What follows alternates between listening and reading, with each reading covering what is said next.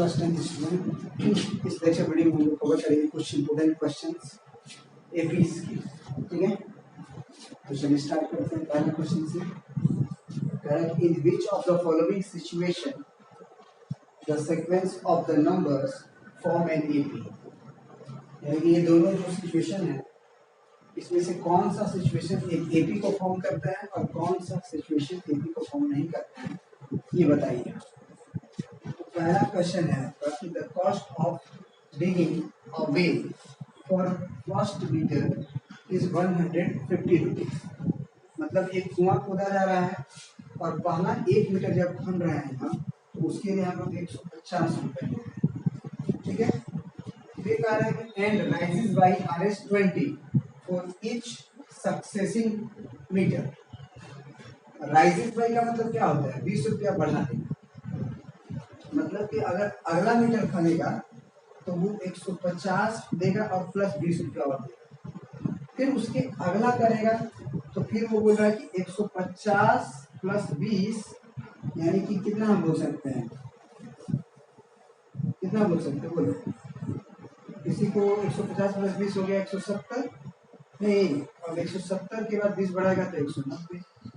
फिर अगला मीटर खनेगा तो एक मतलब राइजेस कर रहा है, मतलब अगला घटे 190 के लिए 210।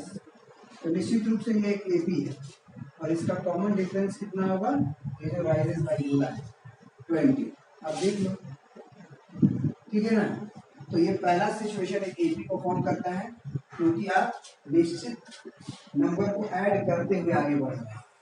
ठीक है, ये कॉन्सेप्ट दिमाग में रखना है। या फिर आप घटा लो, इसमें से इसको घटाओ 20 आएगा, इसमें से इसको घटाओ 20 आएगा, इसमें से इसको घटाओ 20 आएगा। तो पहला तो हो गया। दूसरा क्वेश्चन क्या कह रहा है जरा देखो। दूसरा कह रहा है कि द अमाउंट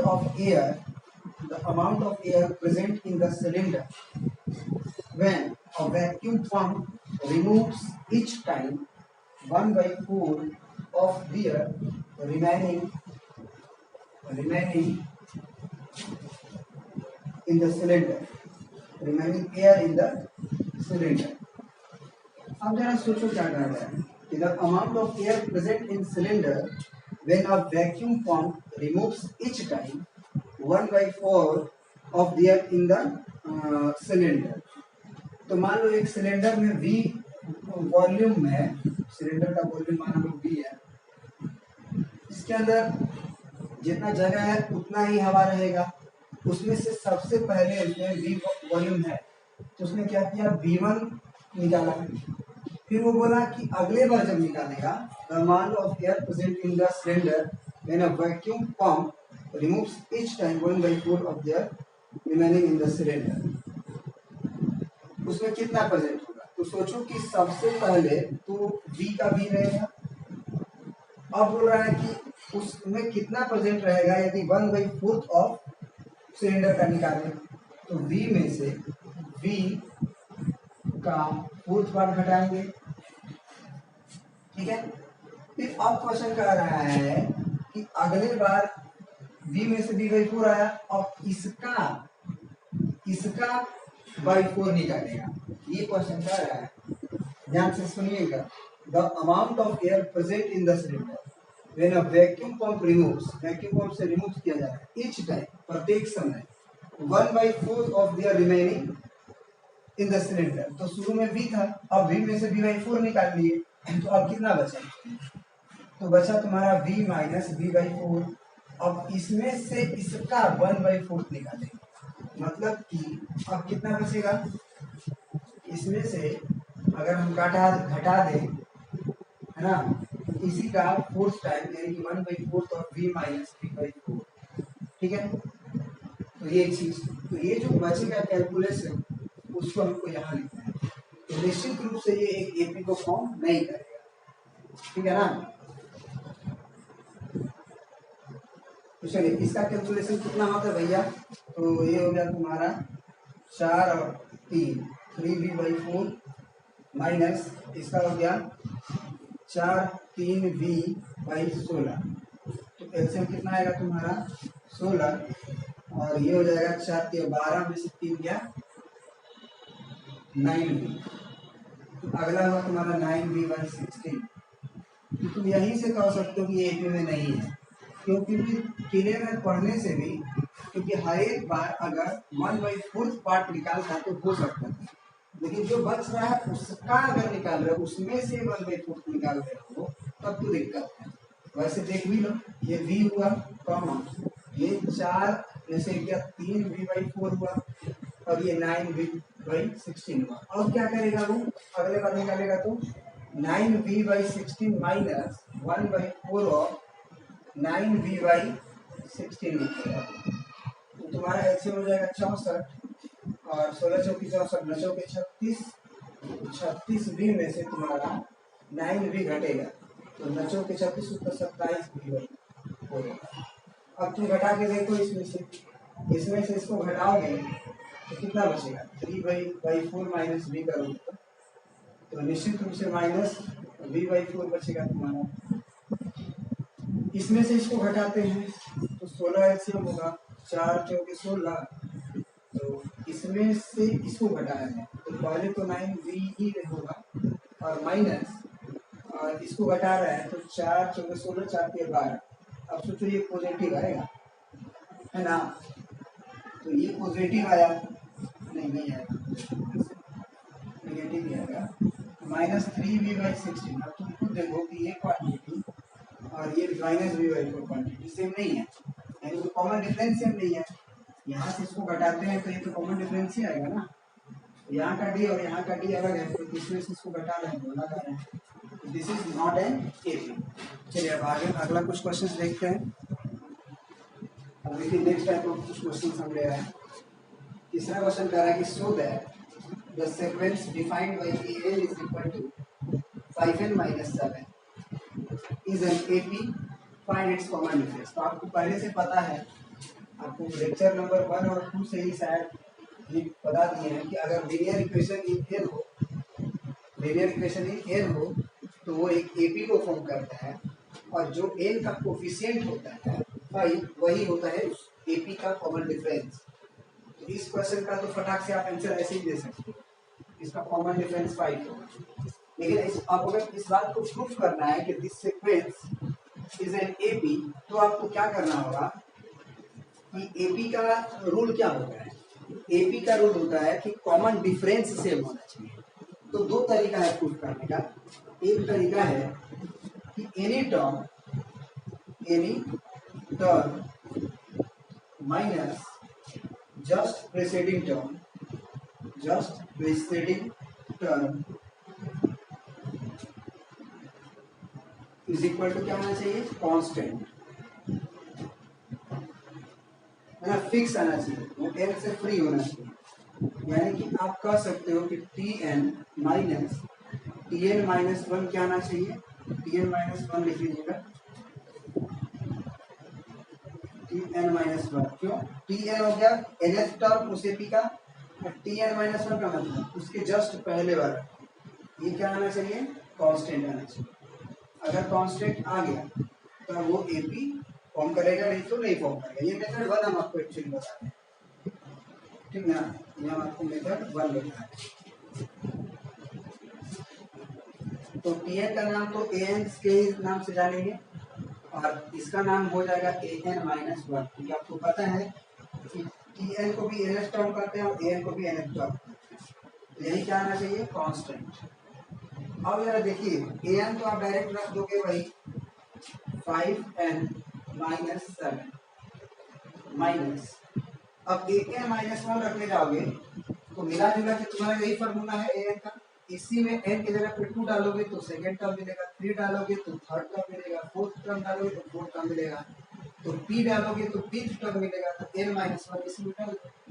तो अगर n - 1 यहाँ डालेंगे तो ये क्या बदलेगा, 5 × n - 1 और -7, ठीक है, ये होगा।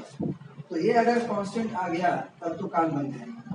तो ये कितना आएगा, 5n - 7, -5 का इसमें मल्टीप्लाई करो, 5n प्लस 5 प्लस 7, तो 5n कट गया, तो निश्चित रूप से ये कांस्टेंट आएगा। 7 भी कट गया और ये 5 बचा, तो हम बताए भी थे कि कॉमन डिफरेंस का वैल्यू 5 आया है। ठीक है, तो ये अगर कांस्टेंट आ गया dn minus T N minus one constant आ गया तो दिस इज एन एपी। तो ये तो मेथड 1 हुआ और कॉमन डिफरेंस तुम्हारा 5। दूसरा मेथड क्या है तुम्हारा, इसको आप प्रिंट आउट कर लेना। दूसरा मेथड क्या है, क्या an से आप पहला टर्म, दूसरा टर्म, तीसरा टर्म, चौथा टर्म निकाल। जैसे मिला जुला के आपको क्या है मेथड 2 में कि an का वैल्यू दिया हुआ है 5n माइनस 7। अब अगर हम इसमें 1 डालें तो a1 क्या आ जाएगा, 5 एकम 5 माइनस 7 यानी कि -2। फिर हम अगर आपसे पूछे कि a2 क्या है तो इसी में 2 डालिए तो 5 गुना 10, 10 में से 7 गया 3। फिर हम आपसे पूछे a3 क्या होगा तो आप क्या करोगे, चलो यही पे a3 निकालते हैं। a3 क्या होगा, 3 5 15, 15 में से 7 गया तो आपका 14, 8 बचा। फिर अगर हम a4 पूछे तो 4 5 20, 20 में से 7 गया 13। तो देखो जरा ध्यान से, 3 के बाद 5 8, 8 और 5 13, -2 और +5 3। तो अगर हम पूछे कि a5 क्या होगा तो निश्चित रूप से आप 5 लो, 13 और 5 18। नहीं तो इसमें जाओ 50 25, 25 में से 7 गया, 25 में से 7 घटाना है तो आप पहले क्या करो, 50 25 माइनस 7।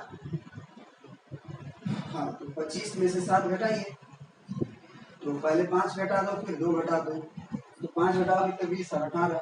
तो इसका मतलब इस एपी का जो फर्स्ट टर्म सेकेंड टर्म है उसको हम ऐसे लिखेंगे, एपी सच दैट एपी क्या है, तो -2, 3, 8, 13, 18। तो ये एपी बना रहा है। क्यों बना रहा है, क्योंकि यहाँ का भी कॉमन डिफरेंस 5 है, यहाँ का भी कॉमन डिफरेंस 5 है, यहाँ का भी कॉमन डिफरेंस 5 है। तो ये भी कह सकते हैं कि here common difference is equal to 5 is fix that is this is an AP, this is an AP। अब देखो दूसरा क्वेश्चन है इसमें, ये बोल रहा है कि so that the sequence defined by an is equal to 3n square minus 5। तो आप याद रखना, कभी भी अगर n स्क्वायर का टर्म प्रेजेंट हो जाए तो AP का जनरल टर्म को नहीं शो कर सकता है। जनरल टर्म के लिए लीनियर इक्वेशन n होना चाहिए, कभी दिमाग में बिठा लो। कभी भी क्वाड्रेटिक इन आ गया तो वो दुनिया का कोई ताकत नहीं हो कि वो एपी बना देगा, वो एपी नहीं बना सकता है। ठीक है ना, जनरल टर्म की बात कर रहा है। और अगर लीनियर इक्वेशन ही नहीं हो तो n का कॉमन डिफरेंस कोफिशिएंट जो होता है वो कॉमन डिफरेंस भी होता है। तो अब आते हैं हम लोग चौथा क्वेश्चन को देखते हैं कि कैसे ये एपी को नहीं शो करता है, मतलब एपी के जनरल टर्म को नहीं शो करता है। देखिए, अगर हम मेथड 1 से बनाना चाहें तो मेथड 1 में क्या है कि an माइनस -1 क्या आना चाहिए, कांस्टेंट। अगर कांस्टेंट आ गया तो हो गया प्रूफ, लेकिन ये नहीं आएगा क्योंकि आप an का नाम क्या रखोगे, 3n स्क्वायर माइनस 5। और इसी फार्मूला में n की जगह पे आप n माइनस 1 रखोगे तो यहाँ भी आपको n स्क्वायर की जगह पे n माइनस 1 रखना होगा। स्क्वायर होगा तो होगा, तो अब यहाँ -3 टाइम्स ऑफ n माइनस 1 का होल स्क्वायर -5 करना होगा आपको। ठीक है, ये ब्रैकेट यहाँ लगेगा। तो आप देखोगे कि ये कांस्टेंट नहीं आएगा। क्यों नहीं आएगा, क्योंकि 3n स्क्वायर जब इसका हम a माइनस b का होल स्क्वायर करेंगे तो यहाँ पे क्या होगा कि a स्क्वायर से n स्क्वायर आएगा, 3n स्क्वायर वो कट जाएगा। लेकिन 2ab जब लिखोगे तो 2n यहाँ से और 3 का गुना करके 3 गुना के 6 है और 6n को कोई n काटने वाला है नहीं, तो दिस इज क्या लिख देंगे, दिस इज पूरा कैलकुलेशन करके n में जब आएगा this is not free from, not constant लिख देंगे, not a constant, this implies not an AP. क्यों, क्योंकि कॉमन डिफरेंस है ना, ये क्या है, एनी टर्म में से अगर उसके जस्ट an माइनस 1 वाला टर्म घटा रहे हो, मतलब अगर 2 रखोगे यहाँ पे तो यहाँ 1 पड़ेगा तो a2 माइनस a1 है, a3 माइनस अगर 3 रखोगे तो 3 में से क्या 2, a3 माइनस a2 है, तो ये कॉमन डिफरेंस कांस्टेंट आना चाहिए, अगर ये कांस्टेंट नहीं आया तो एपी नहीं होगा। ये तो होगा मेथड 1। मेथड 2 क्या है, इसी तरह से आप जनरल टर्म्स को लिखिए। आप क्या करिए, जनरल टर्म को लिखिए। चलिए देखते हैं। हाँ, तो ए एन हमारा क्या है, 5n sorry 3n square minus 5, 3n square minus 5। तो अब हम पूछे आपसे कि a1 कितना होगा, तो 1 का स्क्वायर 1, 3, 3 माइनस 5 माइनस 2 होगा। हम पूछे a2 क्या होगा, तो 2 गुना के 4, 4 किया 12, 12 में से 5 गया 7। a3 कितना होगा, 3 किया 9, 9 किया 18, 18 में से 5 गया आपका 13 हुआ। अब हम पूछे कि a4 कितना होगा, तो a4 होगा आपका 4 चौके 16, 16 48, और 48 में से 5 गया 43, है कि नहीं। तो अब यही से देख सकते हो कि -2, 7, 13, 43 ये केपी नहीं है। इसमें से इसको घटाओगे तो 9 होगा, इसमें से उसको घटाओगे तो 7, 3, 10, 10, 3, 13, 6 होगा। ये तो यही पे अलग आता है। तो this is not an KP. तो ये भी आपको क्लियर हो जाना चाहिए कि हियर लिख दोगे कि here common difference is not same, that is this is not an AP. ये हो गया तुम्हारा। अब तीसरा क्वेश्चन इसका क्या है, इसमें तो आप कर ही लोगे, इसको हमको बनाने की आवश्यकता नहीं है, हम बस आपको वो बता देंगे। कारण कि the general term of an sequence is given by n is equal to -4n + 5 15 is the sequence NAP। क्या ये KP है? यस, क्योंकि हम पहले ही बता चुके हैं कि अगर लीनियर इक्वेशन इन n हो तो एक AP है। इसमें प्रूफ करने के लिए नहीं बोला है, तो डायरेक्ट हम लिख देंगे यस। ठीक है।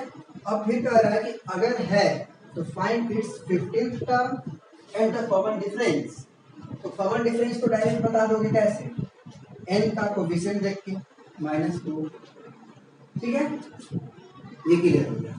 फिर इसका बोल रहा है कि 15th टर्म निकालिए।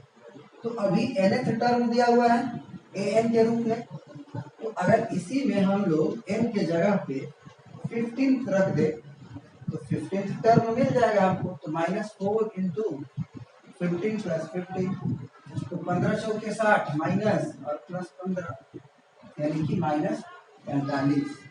ये हो गया इसका आंसर। ठीक है ना। तो चलिए अब नेक्स्ट कुछ क्वेश्चंस देखते हैं नेक्स्ट वीडियो में।